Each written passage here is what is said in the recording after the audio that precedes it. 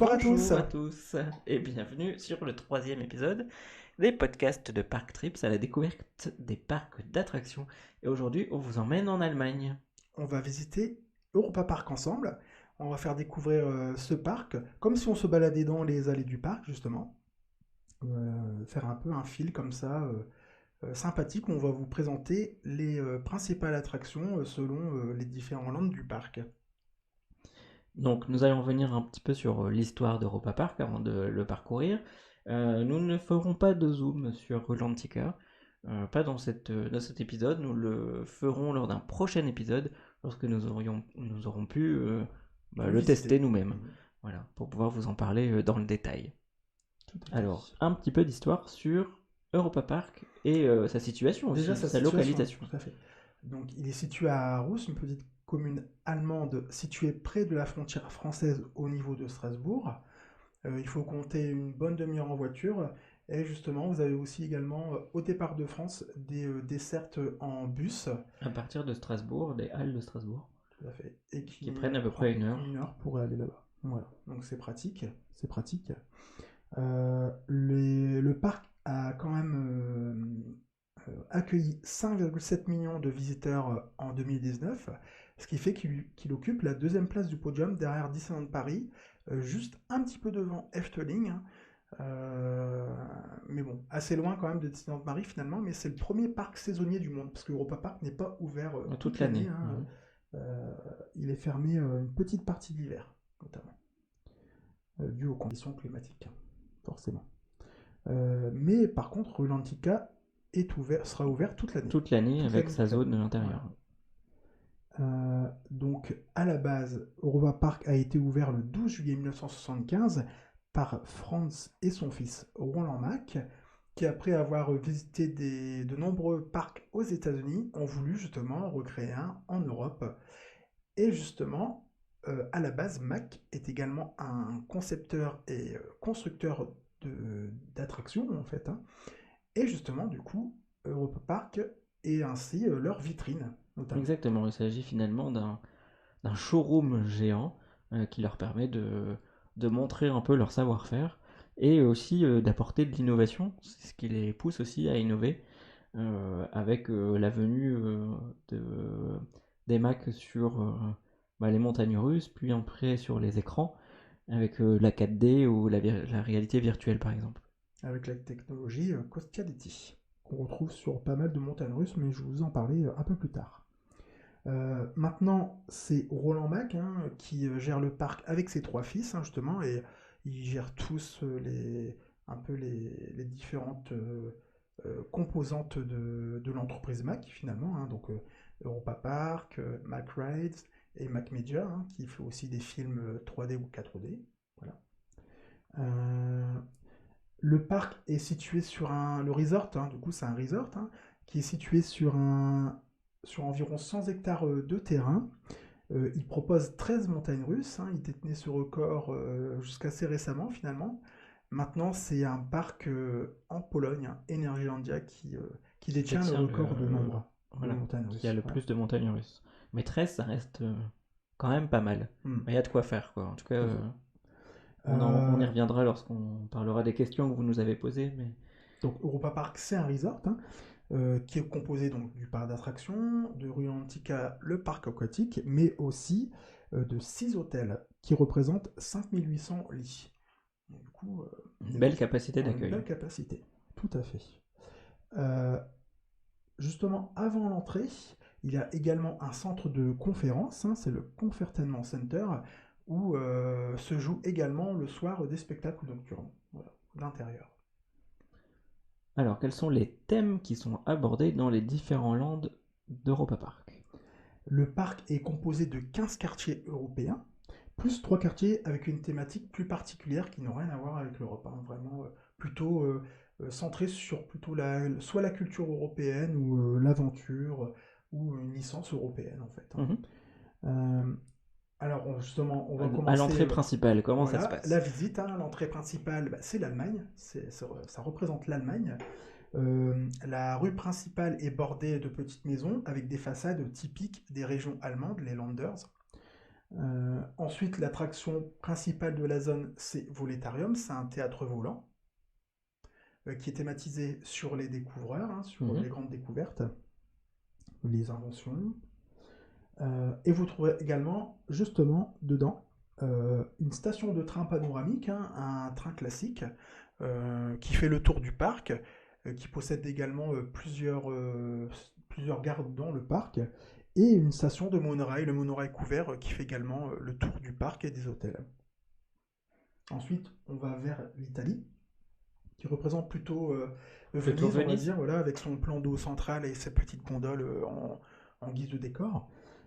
Vous trouverez là plutôt un train fantôme, le Geisterschloss, qui est assez ancien, mais dont les effets sont assez renouvelés assez souvent finalement. C'est un dark ride avec un format omnimover, voilà, comme la maison fantôme à Disneyland Paris. Voilà. Mais enfin, je la trouve personnellement un peu plus effrayante. Oui, c'est vrai, c'est vrai, tout à fait, tout à fait. On trouvera également Piccolo Mondo, hein, qui est très inspiré, on va dire, de It's a Small World. Donc il s'agit d'une dark ride dans un petit chariot. Et ce n'est pas du coup à bord d'un bateau. On trouvera également plusieurs petits flat rides, mais aussi un monorail en balade en fait. Oui, voilà, exactement, juste avec une gare. Dans des machines volantes de Léonard de Vinci. Voilà. Et on se balade au milieu des découvertes, des inventions de Léonard de Vinci. Ensuite, on se dirige vers la France. Hein, voilà. Donc en fait, on fait plutôt une visite dans le sens anti-horaire. Voilà. On va commencer plutôt vers le bas, remonter, partir vers la droite et remonter, partir vers la gauche et retourner à l'entrée. En général, c'est ce que la plupart des gens font. Ouais, tout à fait. Ensuite, donc, on se dirige vers la zone française. Avec une énorme montagne russe visible depuis le parking qui est Silver Star. Donc c'est l'une des premières méga montagnes russes d'Europe, fabriquée par B&M, le Swiss B&M, qui s'appelle donc Silver Star, qui est thématisée sur les courses automobiles, qui est sponsorisée justement par une marque de voitures allemande, c'est Mercedes-Benz. Donc, Mercedes, si tu nous écoutes. La file d'attente justement du coup est slalom dans le hall en fait d'exposition des voitures. Et on trouve également une autre montagne russe vraiment iconique, ex-Eurosat. Normalement ça s'appelle encore Eurosat French Cancan Coaster. Cancan Coaster, voilà. Il n'y a pas French. Non, il n'y a pas French. C'est Cancan Coaster. Qui propose donc, triple C. Voilà. Qui propose soit une balade classique avec des décors parisiens, voilà. Avec le Moulin Rouge, etc. Ou sinon, justement, une expérience en réalité virtuelle. Ouais. Eurosat Coastiality. Voilà, ça a repris l'ancien nom. Et du coup, cette montagne russe est située... Elle se trouve dans un bâtiment iconique qui est inspiré, et ce bâtiment est en forme sphérique, qui ressemble beaucoup à la boule d'Epcot. Ouais. On trouvera également justement dans les sous-sols de cette sphère une autre dark ride qui est assez récente également, puisque elle date de la rénovation d'Eurosat. Avant c'était l'univers de l'énergie avec des dinosaures, là c'est toujours avec des dinosaures, mais c'est plutôt sur un ton humoristique. C'est Madame Fraudenreich Curiosité, c'est une dame en fait qui cache des dinosaures chez elle en gros, qui élève des dinosaures, c'est un peu plutôt humoristique. Après la France, nous continuons en Suisse. Une fois. Avec deux montagnes russes, du coup. Ouais. Tout d'abord, le Matterhorn Blitz, soit l'éclair du Cervin en français. Hein, c'est sur une montagne suisse, hein, le Matterhorn en anglais ou le Cervin en français. C'est une montagne russe de type Wild Mouse.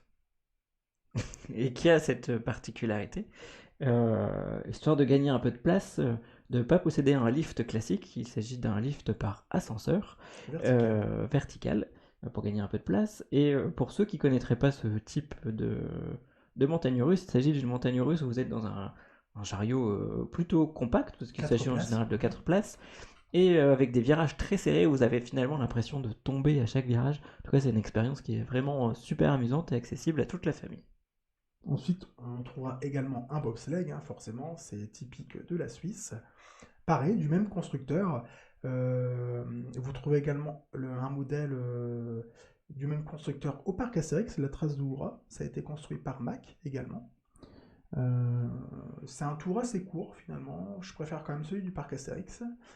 Et on peut trouver également des restaurants de spécialité, hein. Donc là, c'est sur le Comme fromage en fondu, jeton, voilà. voilà, Donc en Suisse. directement dans les allées du parc, hein, dans les allées de la Suisse, il n'y a pas de problème. On sent tout de suite le restaurant. Il y a également un manège justement pour les petits, également dans cette zone. Un manège d'avion, il me semble. Continuons le tour des pays avec... La Grèce.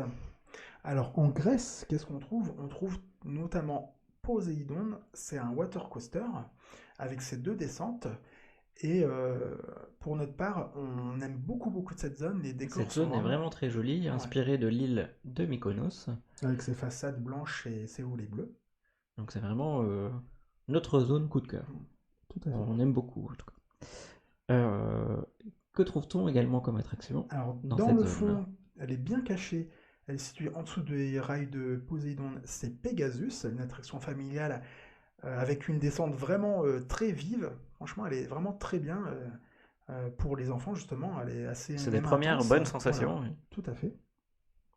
On trouve également une Madhouse de Mark Ride, hein, du coup, hein, Flush d'Air Cassandra. Alors, ça doit être flouche du coup. Flouche, pardon. Flouche d'Air Cassandra. Je ne suis pas très bon en allemand, désolé, même pas du tout. Je ne parle pas du tout allemand. À part Dankeschön, c'est tout. Et donc, justement, c'est un modèle du coup de McRae, hein, et vous trouverez un autre modèle de ce type au parc Astérix. Hein, ils sont copains. Comme cochon. Voilà, là-bas. C'était nul comme blague. Et c'est le défi de César au parc Astérix. Du coup, et c'est une McRae. Finalement, c'est assez rare ce type de modèle, c'est plutôt des Vekoma normalement. Ouais, et on vous en reparlera du coup lors du podcast Parc Astérix. Moi j'en avais gardé un excellent souvenir, mais je ne veux pas faire trop de digression. On trouvera également dans les sous-sols grecs un Dark Ride interactif. C'est Adventure Atlantis, qui est pas mal aussi, qui est assez court, mais qui est sympa du coup. Qui est sympa. On Continuons va partir voilà, vers la Russie, le tour des pays. même si elle n'est pas vraiment dans l'Europe, pour moi, mais bon. Il y a peut-être une petite partie européenne, on va dire, mais voilà. Avec une autre attraction iconique qu'on retrouve sur beaucoup de photos, notamment dans toutes les promotions, même si elle datait un petit peu d'Europa Park. Voilà, c'est Euromir, hein, facilement reconnaissable avec ses tours avec des façades en miroir. Et Et l'un qui des a premiers, aussi, du coup, spinning coaster. oui, et qui a aussi, on n'en a pas parlé lorsqu'on parlait du French Cancan Coaster, mais cette particularité d'une montée en spirale. Qui permet de mettre beaucoup plus de trains sur les circuits et du coup d'améliorer la capacité horaire des attractions. Donc ça c'est vraiment un gros plus du parc, même si la montée du coup est quand même finalement assez longue. C'est très long. Mais ça fait en sorte que La votre musique temps vous fera passer le temps en tout cas. le temps de parcours, le temps sur le ride du coup est augmenté, ce qui est l'autre avantage. On trouvera également un petit dark ride, un flocon de neige dans ce décor du coup enneigé, assez sympathique. Vous trouverez également dans cette zone une gare du train panoramique, le train plutôt classique. Ensuite, on va aller dans une toute petite zone, c'est le Luxembourg. Au Luxembourg, qu'est-ce qu'on trouve? On trouve le Preview Center de Rolantica. C'est un théâtre tournant qui Donc, présente justement... si vous voulez aller voir un petit peu à quoi ressemble Rulantica sans aller à Rulantica, ça peut permettre de vous donner envie ou non. Ça vous explique aussi un peu ça l'histoire. vous explique surtout exactement, parce qu'il y a toute une histoire, toute une légende autour de Rulantica qu'il faut creuser en allant là-bas. On trouvera également une gare de monorail, le monorail qui est entièrement fermé. Mais aussi un restaurant rigolo. Le Food Loop. Parce qu'il s'agit d'un restaurant montagne russe où vos plats virevoltent. Et vous retrouverez également du coup un format un peu similaire à Alton Towers. On a testé justement celui d'Europa Park. Moi en tout cas je l'ai fait, je l'ai testé, c'est sûr. Et on a testé ensemble celui d'Alton Towers. Si. On l'a fait. On va partir du coup aux Pays-Bas avec bien sûr une attraction qui va bientôt ouvrir après l'incendie de 2018. Très attendu, avec pas mal d'images qui donnent envie d'aller découvrir cette nouveauté. Avec des animatronics beaucoup plus récents. Du coup, c'est Piraten in Batavia. Donc, comme on va dire Pirates des Caraïbes, voilà, mais à la sauce hollandaise. Exactement. Voilà. La fameuse sauce hollandaise. Voilà. Qui prend place justement en Indonésie, dans l'ancienne compagnie des Indes néerlandaises. On trouvera également un manège de tasse à café juste devant. Et également des restaurants avec le retour du célèbre Bamboo Bay aussi. Vous le voyez quand vous faites l'attraction justement des pirates, comme à Disneyland Paris, il y a avec un le restaurant Captain Jack. Voilà. C'est un peu le même principe du coup. Alors, continuons notre tour des pays. Alors, on va partir un peu plus au nord, en Scandinavie, où on trouve une attraction d'eau, le Fjord Rafting. C'est un parcours de bouée qui du coup a une partie de son parcours au niveau des décors rénovés suite à l'incendie également, avec des rajouts de décoration, avec des petits genres de d'hommes, on va dire, voilà, dans sa partie couverte. Vous trouverez également un bateau pirate, le Windjammer, qui est pas mal aussi. Et également, la nouveauté 2019, c'est Snorri to Run. Donc Snorri to Run, c'est la petite pieuvre de Snorri, voilà, qui est le symbole de Rulantica. Et justement, il s'agit du coup d'une dark ride. Et justement, qui fait un peu la promotion du parc aquatique également, en fait, qui explique un peu l'histoire du parc aquatique. On va changer, aller encore un peu plus au nord, en Islande, avec encore deux belles montagnes russes, les plus récentes du parc, en montagnes russes les plus intenses, on va dire. C'est notamment Blue Fire Mega Coaster, une montagne russe propulsée avec des inversions. La première montagne russe à inversion et la seule pour l'instant d'Europa Park. C'est vrai. Avec ses rails bleus, qui est du coup sponsorisé par un fournisseur de gaz russe. Les décors sont vraiment très beaux, avec des belles façades islandaises, très colorées. C'est vraiment joli. On trouverait également juste à côté le Wales Adventure, c'est un Splash Battle avec une partie intérieure qui a été rethématisée. En fait, la thématisation a été retravaillée. En fait, au tout début, il n'y avait pas beaucoup de décors, ça décevait les visiteurs. Il n'y avait pas beaucoup il y avait jamais personne en fait. Maintenant, du coup, comme la déco est un peu plus travaillée, ça attire un peu plus de monde, on va dire. Vous trouverez également une station de monorail dans cette petite zone.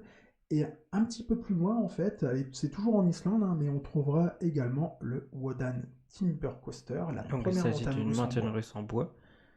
De GCI. Avec une très jolie file d'attente, thématisée du coup autour des légendes et des dieux vikings. On retrouve notamment le marteau de Thor à un certain endroit de la file d'attente, en holographe. Hologramme. En tout cas, c'est une bonne montagne russe. La descente est particulière, ouais. Ça plonge dans les structures de la montagne russe, c'est bien fait. Elle serpente aussi parmi Blue Fire et aussi Atlantica Super Splash, l'attraction justement qui est située juste à côté dans la zone Portugal où on se rend maintenant. Donc l'Atlantica Super Splash, donc c'est un Super Splash, c'est un autre modèle d'attraction aquatique ou de Mac. Là, c'est un énorme bateau en fait, qui a une particularité, c'est d'avoir une descente en marche arrière. Voilà. C'est vrai que c'est assez impressionnant. En plus, c'est quand même hyper haut. Je sais pas si on a la descente n'est pas très haute en marche arrière, mais la sensation est particulière. Voilà. Ouais, avec donc une fois que vous avez monté le lift, le bateau se tourne et vous partez en marche arrière. Ouais. Donc c'est vrai que c'est assez impressionnant. Et ensuite le bateau tourne à nouveau et c'est là où vous faites le grand splash final. Avec une déco dans un bateau portugais. Ouais, qui est super, super rigolo. Enfin, en tout cas, c'est une bonne attraction, une bonne version d'un grand splash. Vous trouverez également une boutique dans cette zone et il me semble qu'il y a un restaurant, il y a un snack aussi. Il Oui, n'y a pas c'est d'autre vrai. attraction. Non. Il y a un spectacle, je sais qu'il y a un spectacle de plongeurs, justement dans le dernier virage, juste après le splash. C'est justement marrant de voir comment ils ont récupéré l'espace en fait pour pouvoir y insérer un spectacle de plongeon. Ensuite, on part vers l'Espagne où on trouvera pas énormément d'attractions finalement, c'est plutôt des flat rides, hein, donc un Music Express, des attractions assez anciennes. C'est plutôt à cet endroit que les hôtels se concentrent, on va dire, hein, Ouais, avec c'est une ça, parce qu'il y a entrée une entrée. particulière, Mhm. voilà. Et également une station du train panoramique. Il n'y a pas, c'est plutôt des décors. Il y a aussi une arène aussi avec des spectacles, mais il n'y a pas d'attraction iconique, on va dire, en Espagne. Voilà. Ensuite, on part vers l'Autriche. Là, c'est l'une des premières zones du parc, hein, avec des attractions assez anciennes, mais toujours iconiques finalement, hein. On trouve l'Express des Alpes Enzian, c'est la première montagne russe du parc, c'est une montagne russe motorisée qui vous emmène justement dans des paysages autrichiens et dans Mhm. des grottes remplies de pierres précieuses et des flammes, il me semble qu'il y a aussi. Et on trouve également un parcours de bûches, c'est les Rapides du Tyrol. Pareil, l'un des premiers parcours de bûches en Europe, hein, de Mac, hein, toujours, de toute façon, hein, c'est le même constructeur. Euh, et dedans, on trouvera aussi un Biergarten typique de l'Allemagne, hein, voilà, et de l'Autriche, et également des restaurants. Mhm. Continuons le tour des pays avec. Alors justement, ce ne sera pas un autre Ce pays. sera un. Justement, c'est un peu un quartier thématique qui jure un peu, on va dire, avec la thématique européenne du parc à la base.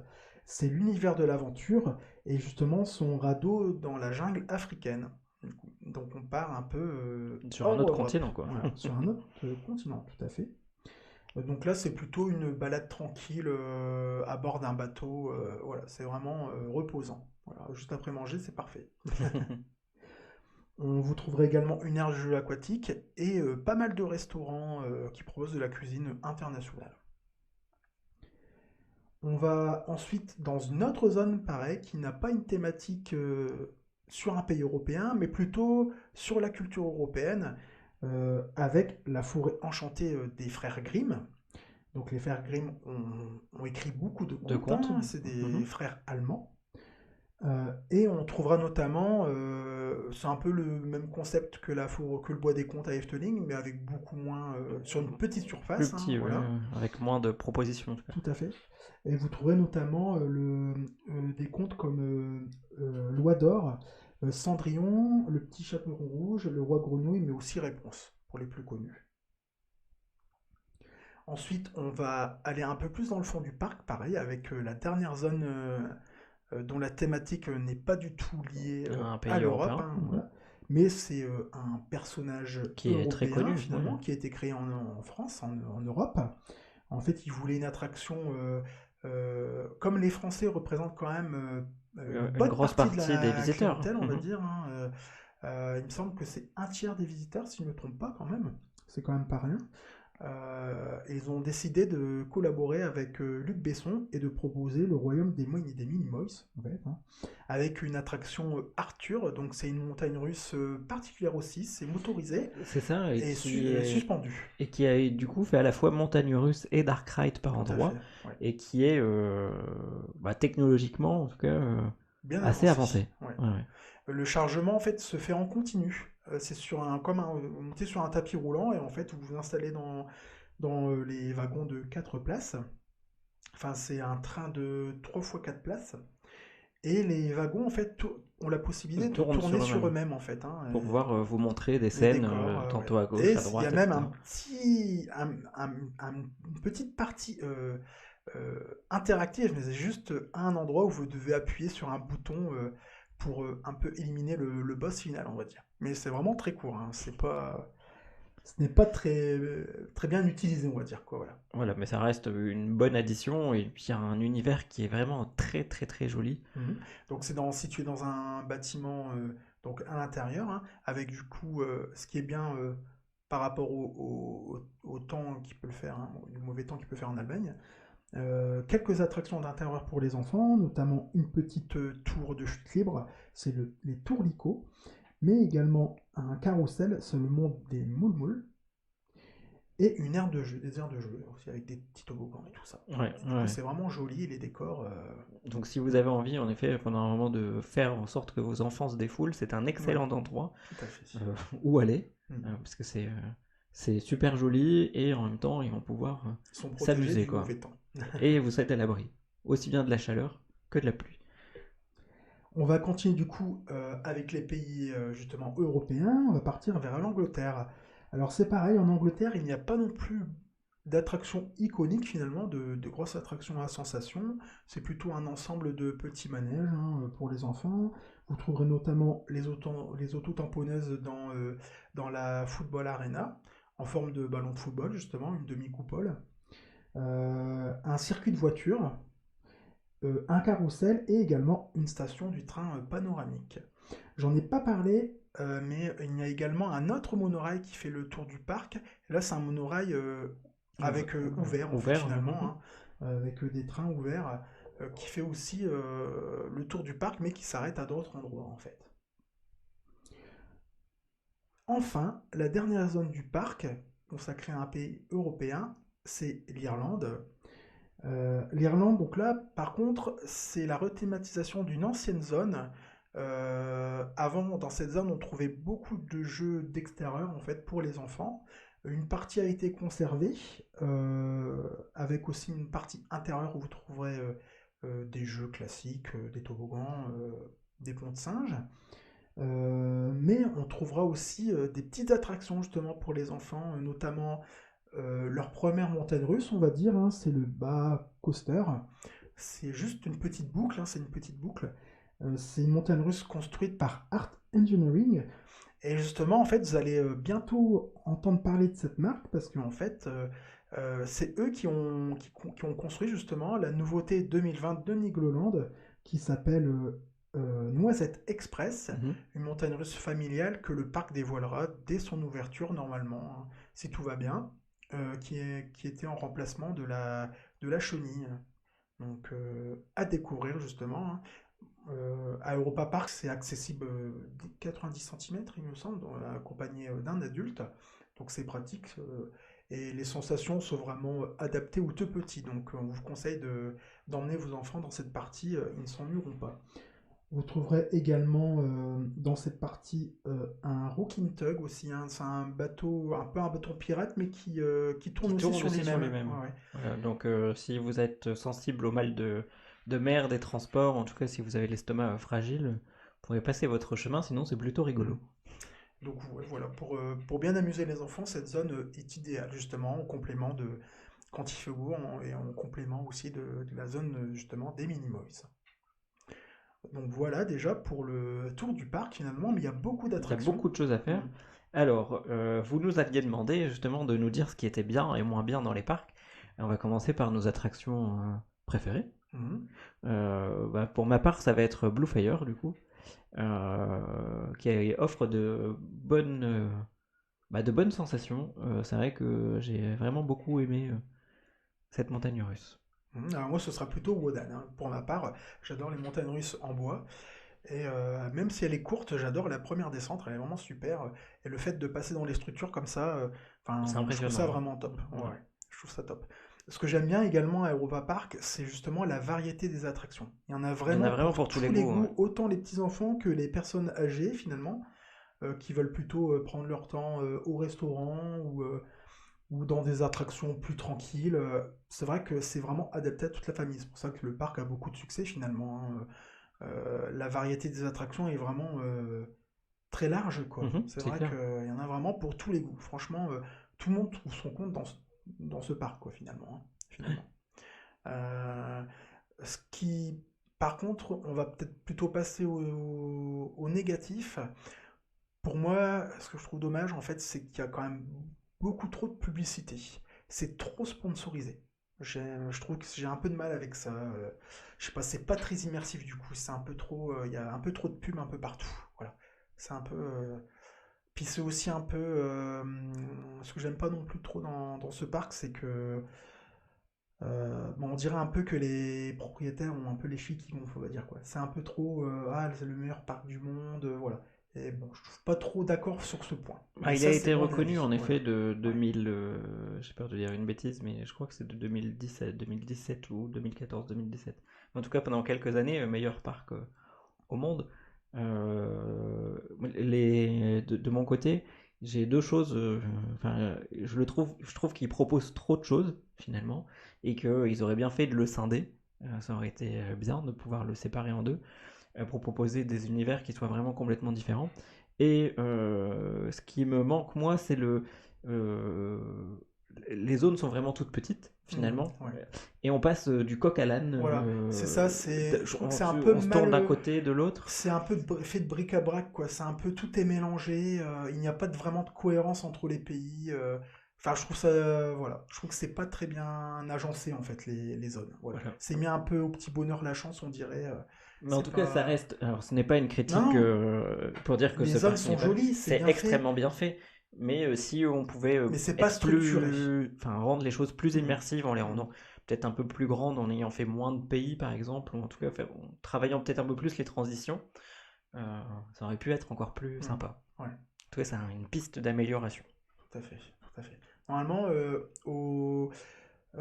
au niveau de justement du futur, il y aurait également encore un nouveau pays représenté, hein, plutôt un pays de l'Est apparemment, euh, dans les rumeurs hein, justement, et ce serait plutôt avec l'utilisation plutôt de, comment dire, de Dracula en fait, on va dire une attraction comme ça, un peu plus horrifique on va dire. Voilà. Au niveau des rumeurs, il y aurait une montagne russe, mais plutôt sur ce thème. À suivre donc. Voilà, tout à fait. Au niveau des hôtels, Maxime en parlait tout à l'heure, en effet, il y en a de plus en plus. En tout cas, ce Mhm. sont tous des hôtels 4 étoiles.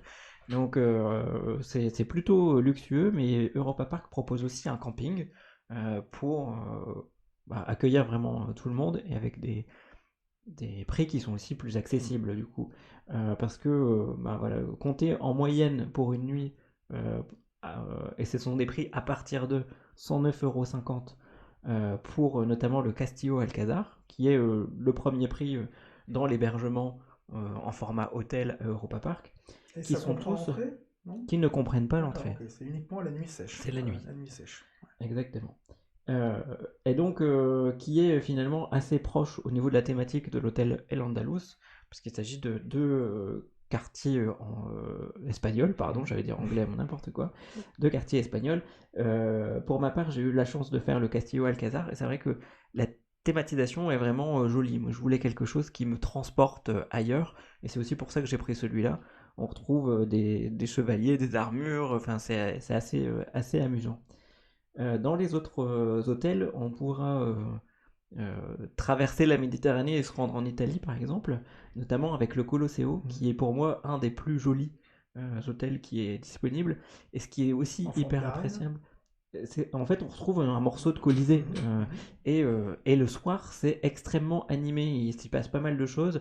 Il y a pas mal de terrasses, de restaurants et de cafés, etc. Autour de cette place, autour de ce morceau de Colisée, avec également des spectacles. Et il s'y passe pas mal de choses. Donc c'est hyper animé. Donc si vous avez la possibilité d'y aller, c'est un des hôtels que je vous recommanderais du coup. Et dans les nouveaux hôtels, il y a Bah, il y a l'hôtel. également aussi le Santa Isabel, c'est Oui, l'hôtel de thème portugais, on va dire, du coup, hein, sur un couvent. ouais, c'est ça, exactement. Et avant de passer à l'addition la plus récente, il y a également le Bell Rock, Mhm. qui est aussi un hôtel plutôt sympa, mais qui va se retrouver plutôt dans le haut de gamme de ce que propose.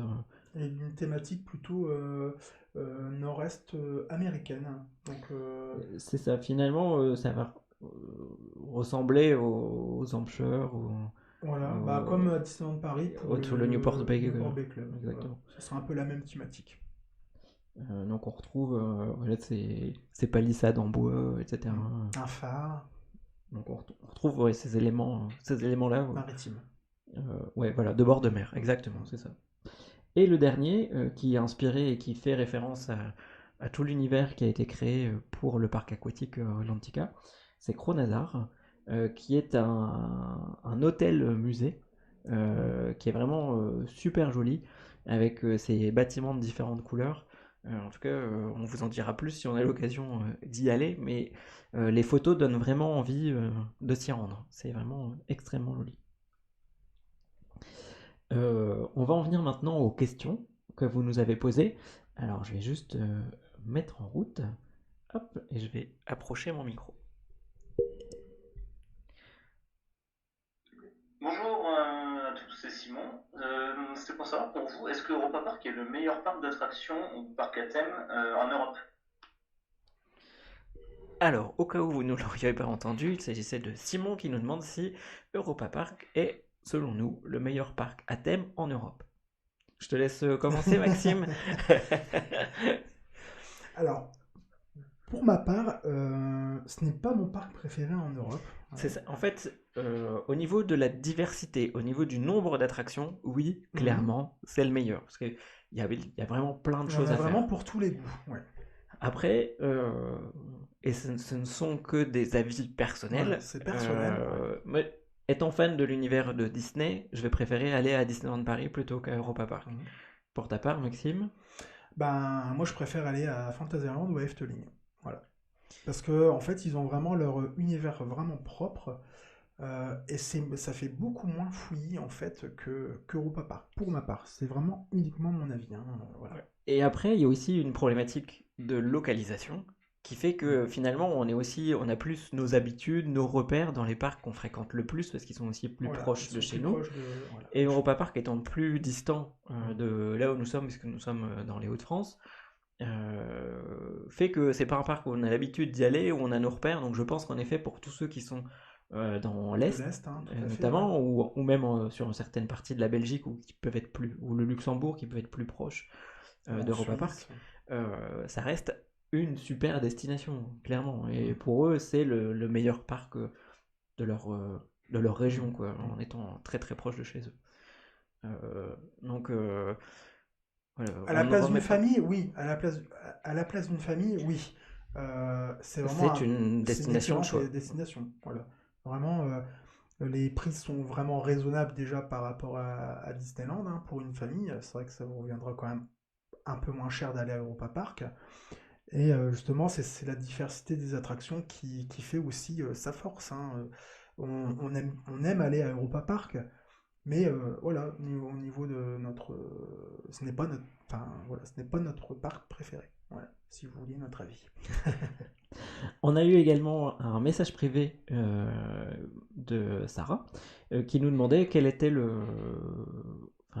la durée du séjour qu'il fallait Idéal. prévoir Mhm. pour pouvoir faire l'intégralité du parc. Alors, il y a plusieurs typologies de réponses. Soit on ajoute le parc aquatique, et là, il va falloir ajouter, à mon avis, au moins une bonne demi-journée de plus. Mais en tout cas, pour faire l'intégralité des zones, des attractions, et si vous avez aussi envie de voir le spectacle, enfin les Mhm. spectacles, parce qu'il y en a plusieurs, il y a quand même une offre assez diversifiée. Il y a aussi des spectacles le soir, avec des soirées spéciales sur des thèmes rock ou des diffusions de cinéma, etc. Donc il y a vraiment pas mal de choses à faire qui peuvent vous occuper toute la journée. Donc prévoyez au moins 2 jours, Mhm. plus le parc aquatique. Donc voilà, si vous êtes 3 jours sur place, je pense que c'est une bonne, Ouais. c'est un bon séjour, Un bon séjour. une bonne Ouais. découverte. Euh, Après, lorsque vous aurez vos habitudes, voilà, vous aurez vos attractions préférées, et peut-être que vous pourrez réduire un petit peu la durée. si vous êtes si vous êtes loin, c'est vrai qu'il faut privilégier quand même un séjour de 2 à 3 jours. Euh, pour les personnes qui vivent dans l'Est, une journée est suffisante, sachant que il y a beaucoup d'attractions, donc les gens sont éparpillés un peu partout dans le parc.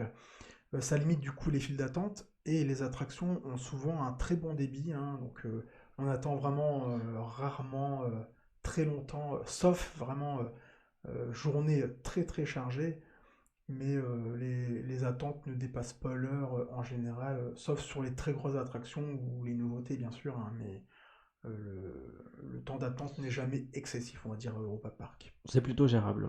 Le Ouais. personnel est vraiment très rapide hein, pour installer les gens dans les attractions finalement, hein. Donc c'est vrai que les débits sont vraiment très bons, ils sont très forts là-dessus. Le personnel est sympathique aussi au niveau de la restauration. des boutiques. C'est un plaisir. En plus, la moitié des employés est francophone, hein, donc pour s'adapter aussi à la La provenance des population qui visiteurs, vient. hein, voilà, hein, autant les francophones de Belgique, de Suisse, du Luxembourg et la France, hein, bien sûr. Donc ce qui ajoute aussi un plus aussi pour les visiteurs français. Au moins on va à Europa Park, on comprend le personnel, on comprend le nom des attractions, on comprend les histoires des attractions, parce que c'est traduit également en français. C'est aussi leur point fort C'est aussi du un- coup, hein, voilà. C'est Voilà, aussi un avantage, on quoi. en parlait sur l'épisode d'avant sur Sur Efteling. Efteling, ouais. C'est clair que ils ont tout de suite pensé international. Et Ouais. ça, c'est un gros avantage pour Mm. eux. C'est un gros point fort, quoi. En étant francophone, avec une famille, c'est certainement plus simple et plus accessible d'aller à Ouais, Europa Park qu'à tout à fait. Efteling, par exemple. Ouais. Mm. Tout à fait. Donc voilà, et sa deuxième question, du coup, à Sarah, c'était sur le temps pour visiter le parc aquatique Rolantica. Et je pense que vu la taille qu'il a actuellement, en effet, une bonne demi-journée, Mhm. c'est Sachez qu'il y a suffisant. aussi Il y a des extensions qui sont prévues du ouais, parc, donc et il y là a on aussi révisera peut-être. des billets le soir, aussi des billets de juste de soir. Ouais, exactement. Vous pourrez retrouver du coup l'article consacré à Rulantica et justement à ces billets soirées Mm. directement sur parktrips.fr. Alors, à l'heure actuelle, le Rulantica n'est toujours pas ouvert, hein. Donc, nous avons enregistré Il ouvre le la podcast semaine le 8 prochaine, juin, mais il ouvre le 15 juin. Le 10 le 10 juin. Le 10 juin. Il ouvre le 10 juin, dans 2 jours normalement. Rulantica. Alors, normalement, au début, ça sera sûrement limité aussi en nombre de visiteurs, hein, pour faire respecter les gestes barrières. On espère rapidement, hein, comme tous les parcs, comme tous les visiteurs, que les distanciations sociales seront assouplies. On va dire que les mesures sanitaires seront assouplies dans les prochaines semaines, prochains mois. À Europa Park notamment, en fait, chaque semaine, ils vont pouvoir normalement rajouter un nombre de visiteurs en plus dans leur parc journalier. Un nombre de visiteurs journaliers, justement. Pour justement y aller régulièrement, progressivement. voilà, progressivement ajouter un nombre de visiteurs. Y avait-il une autre question de Clément ou non? Non, Non, je n'en ai pas. pas cette semaine. Je n'en ai pas eu. Je vérifie au cas où. En tout cas, si vous souhaitez nous poser des questions, n'hésitez pas à aller sur le site. Vous avez la possibilité de nous laisser soit un message vocal ou de nous envoyer directement un message privé sur notre page Facebook afin de nous poser les questions sur les parcs dont nous allons parler. J'étais juste en train de vérifier du coup l'ouverture. Donc il y a des streamings qui sont prévus demain à partir de 9h pour Rulantica. Donc au moment du sortie du podcast, ce sera dans quelques heures du coup. Et Rulantica ouvre bien ses portes le 10 juin. Voilà, on espère que cet épisode de ce nouveau podcast vous a plu. On va conclure ce podcast sur la note qu'on doit donner au parc d'attractions. Et donc Maxime, sur une note de 0 à 10, combien mets-tu à Europa Park? Je mettrai 8 sur 10. Eh bien, nous sommes dans le raccord, puisque c'était également la note que j'avais prévue dans ma tête. 8 sur 10. Le nombre de visiteurs ne ment pas. Ça reste une destination de choix et un très bon Alors, parc. on aime aller à Europa Park, ce n'est pas notre préféré, voilà, c'est notre avis, notre choix, mais on aime aller toujours, chaque visite est toujours très agréable, on aime aller dans ce parc, voilà. Sachant qu'il y a toujours beaucoup de nouveautés C'est tous ça les aussi ans. qui est top. Voilà, c'est qu'ils n'hésitent pas à investir. Énormément chaque année. Exactement, et malgré le feu qui a eu lieu il y a 2 ans, très rapidement il y a des nouveautés, ils sont remis rapidement à l'œuvre pour pouvoir proposer d'autres choses. Donc ça c'est vraiment top. Dans les prochains épisodes des podcasts, vous pourrez retrouver la semaine prochaine le tour de Disney's Animal Kingdom, donc qui est un des parcs d'attractions à Walt Disney World en Floride. N'hésitez pas du coup à nous poser vos questions avant le dimanche suivant, sachant que nous enregistrons toujours les podcasts le lundi. Donc cet épisode sera diffusé le 16 juin. Le 23 juin, l'épisode sera consacré à l'un des 2 parcs Universal, toujours en Floride. Il s'agit de Universal Islands of Adventure. Donc diffusé le 23 juin. Le 30 juin, nous parlerons de Busch Gardens dans sa version de Tampa. Nous resterons en Floride pour finalement ces 3 parcs d'attractions. Et nous reviendrons en France le 7 juillet avec le parc Astérix, puisque nous en reviendrons la semaine d'avant, où nous aurons l'opportunité de tester, si tout va bien, les quais de Lutèce. Le nouvel hôtel. En tout cas, merci à tous de nous avoir écoutés. Merci de nous suivre à travers ces podcasts. On espère que ce podcast vous plaira et n'hésitez pas à écouter justement les précédents. Et à nous dire ce que vous en pensez. Tous vos retours sont les bienvenus dans le but d'améliorer et de faire du contenu qui vous ressemble et qui vous intéresse. N'oubliez pas également nos vidéos sur YouTube. N'oubliez pas de vous abonner à notre chaîne avec une sélection de nombreux parcs finalement, avec de nombreuses visites à Disney World, dans des parcs en Belgique, en Hollande également et en Allemagne. Sur ce, on vous dit à la semaine prochaine. Et à très vite sur Park Trips. Salut! À bientôt, bye bye!